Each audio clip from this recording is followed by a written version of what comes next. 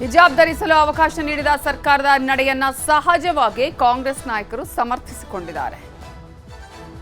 ಎಲ್ಲ ಧರ್ಮಗಳಿಗೆ ಅವರವರ ಆಚರಣೆ ಮಾಡಲಿಕ್ಕೆ ಒಂದು ಕಾನೂನಿನ ಚೌಕಟ್ಟಿನಲ್ಲಿ ಏನು ಅವಕಾಶ ಇದೆ, ಸಂವಿಧಾನಿಕವಾಗಿ ಏನು ಅವಕಾಶ ಇದೆ, ಅದನ್ನ ನಾವು ಮಾಡಿರೋದು. ಯಾವುದೇ ಒಂದೇ ಧರ್ಮಕ್ಕೆ ಮಾಡಿಲ್ಲ. ಈಗ ಜನಿವಾರ ಬಿಟ್ಟಿದ್ದೀವಿ, ಅದೇನು ಮುಸಲ್ಮಾನರು ಹಾಕೊಳ್ತಾರ, ತಿಲಕ್ ಹಾಕೊಳ್ತಾರ, ಸಂದಲ್ ಹಾಕೊಳ್ತಾರ, ಬೂದಿ ಹಾಕೊಳ್ತಾರ? ಸುಮ್ಮನೆ ಇದು ಅವರು ಮೋದಿ ಅವರ ಕಾರ್ಯವೈಖರ್ಯವನ್ನ ಮುಚ್ಚಿಡಕ್ಕೆ ಇವತ್ತು ಸುಮ್ಮನೆ ಇದು ಇಶ್ಯೂ ಮಾಡ್ತಾ ಇದ್ದಾರೆ. ಆರ್ಡರ್ ಓದಿದಾರ ಅವರು ಕರೆಕ್ಟ್ ಆಗಿ? ನೋಡ್ರಿ, ಈಗ ಶಾಲೆಗಳು ತೆಗ್ದಿರೋದೇನಕ್ಕೆ? ಮಕ್ಕಳಿಗೆ ಒಂದು ಒಳ್ಳೆ ಭವಿಷ್ಯ ಇರಬೇಕು, ವಿದ್ಯಾಭ್ಯಾಸ ಆಗಬೇಕು, ಅವರಿಗೆ ಉದ್ಯೋಗ ಸಿಗಬೇಕು ಅಂದ್ಬಿಟ್ಟು ನೀವು ಅದು ಇದು ಬಿಟ್ಟು ಇವೆಲ್ಲನೂ ವಿಚಾರ ತಂದ್ಬಿಟ್ಟು ಅವ್ರ ಭವಿಷ್ಯ ಯಾಕೆ ಹಾಳು ಮಾಡ್ತಾ ಇದ್ದೀರಾ? ಹಂಗಂದ್ರೆ ಎಲ್ಲ ಧರ್ಮದ ಆಚರಣೆ. ಭಾರತೀಯ ಜನತಾ ಪಾರ್ಟಿ ಈ ವಿಚಾರದಲ್ಲಿ ವ್ಯಕ್ತಪಡಿಸ್ತಕ್ಕಂಥದ್ದು ಆಶ್ಚರ್ಯ ವಿಚಾರ. ಸರ್ಕಾರ ಅಂತಕ್ಕಂಥದ್ದು ಒಂದು ಮಾತೃ ಹೃದಯ ಇಟ್ಕೊಂಡಿರ್ತಕ್ಕಂಥದ್ದು ಇಟ್ಕೊಂಡಿರ್ಬೇಕಾಗುತ್ತೆ. ಮಕ್ಕಳಿಗೆ ಹೆಚ್ಚಿನ ನಮ್ಮದು ಕಾನ್ಫಿಡೆನ್ಸ್ ಬರಲಿ ಅಂತೇಳಿ, ಆತ್ಮಸ್ಥೈರ್ಯ ಬರಲಿ ಅಂತ ಹೇಳಿ ಅವರು ಬೇಕಾದ ರೀತಿಯಲ್ಲಿ ಅಂದರೆ ಒಂದು ಧಾರ್ಮಿಕ ಸಂಕೇತವಾಗಿ ಅವರೆಲ್ಲ ಬರ್ತಕ್ಕಂಥದ್ದು. ಮೊದಲು ಜನವರ ಯಾರೋ ತೆಗೆಸಿದ್ರು ಅಂತೇಳಿ ದೊಡ್ಡ ಆರ್ಭಟ ಮಾಡಿದ್ರು.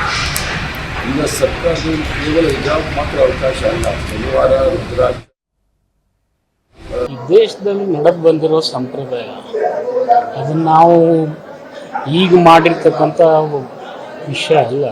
ಪಾರಂಪರಿಕವಾಗಿ ಅವ್ರವ್ರು ಯಾರು ವೇಷಭೂಷಣೆ ಏನೇನು ಇರ್ತವೆ, ಸಿಖ್ರು ಒಂಥರ ಬೇರೆ ಇರ್ತಾರೆ, ಜೈನರು ಒಂಥರ ಬೇರೆ ಇರ್ತಾರೆ, ಮುಸ್ಲಿಮಾನರು ಬೇರೆ ಥರ ಇರ್ತಾರೆ.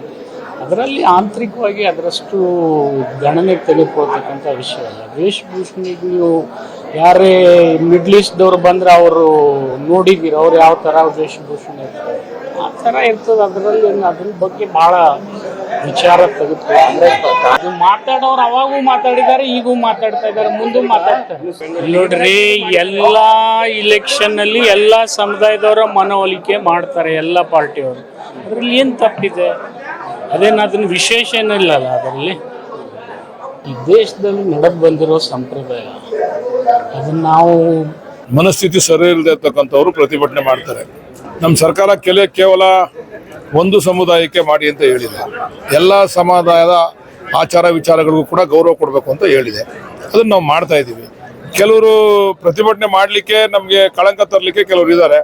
ಅದನ್ನ ಸಮಾಜದ ಜನ ಅರ್ಥ ಮಾಡ್ಕೋತಾರೆ, ತಲೆ ಕೆಡಿಸ್ಕೊಳ್ಳೋ ಅವಶ್ಯಕತೆ ಇಲ್ಲ. ಎಲ್ಲ ಸಮಾಜದವ್ರಿಗೂ ಮಾಡಿಕೊಟ್ಟಿದ್ದೀವಲ್ಲ ನಾವು. ಬರೀ ಕೇವಲ ಒಂದು ಸಮಾಜದವ್ರಿಗೆ ಸೀಮಿತ ಆಗಿಲ್ಲ ಇದು. ಎಲ್ಲ ಸಮಾಜದವ್ರದ್ದು ಕೂಡ ಅವರ ಧಾರ್ಮಿಕ ಭಾವನೆಗಳಿಗೆ ಧಕ್ಕೆ ಬರದಿರ್ತಕ್ಕಂಥ ರೀತಿಯಲ್ಲಿ, ಅವರ ಆಚಾರ ವಿಚಾರಗಳಿಗೆ ಧಕ್ಕೆ ಬರದಿರ್ತಕ್ಕಂಥ ರೀತಿಯಲ್ಲಿ ಇಲಾಖೆ ನಡ್ಕೋಬೇಕು ಅಂತಕ್ಕಂಥ ಆದೇಶ ಆಗಿದೆ. ತಪ್ಪೇನಿದೆ? ನೋಡಿ, ಈ ವಿಚಾರದಲ್ಲಿ ವಿನಾಕಾರಣ ಶಿಕ್ಷಣ ಪಡೆಯುವಂಥ ವಿದ್ಯಾರ್ಥಿಗಳಲ್ಲಿ ಗೊಂದಲ ಸೃಷ್ಟಿ ಮಾಡೋದು ಸರಿಯಲ್ಲ. ವಿದ್ಯೆ ಕಲಿಯುವಂಥವರ ಸಂಖ್ಯೆ ಯಾವ ಪ್ರಮಾಣದಲ್ಲಿ ನಾವು ಇರಬೇಕಾಗಿತ್ತು,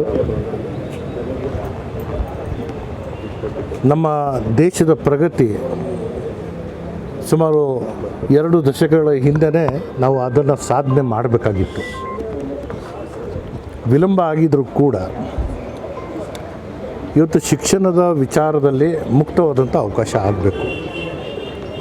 ನಾಗರಿಕತೆ ವ್ಯವಸ್ಥೆಯಲ್ಲಿ ನಾವು ಏನು ಹಾಕ್ಕೋಬೇಕು, ಏನು ಹಾಕ್ಕೋಬಾರ್ದು ಅನ್ನೋದು ಹೇಳೋದಲ್ಲ, ಸಭ್ಯತೆಯಿಂದ ನಡ್ಕೊಳ್ಳಿ ಅಂತ ಹೇಳುವಂಥದ್ದು ಅಷ್ಟೇ ನಾವು ಹೇಳಬೇಕಾಗಿರುವಂಥದ್ದು. ಸೊ ಆ ಕಾರಣದಿಂದ ಇದಕ್ಕೆ BJP ಅವರು ತಕರಾರಿದ್ದಾರೆ, ಕಾಂಗ್ರೆಸ್ ಅವರು ಮಾಡಿದ್ದಾರೆ. ಈ ಯಾವುದೇ ವಿಚಾರಕ್ಕೆ ನಾನು ತಲೆ ಹಾಕಲ್ಲ.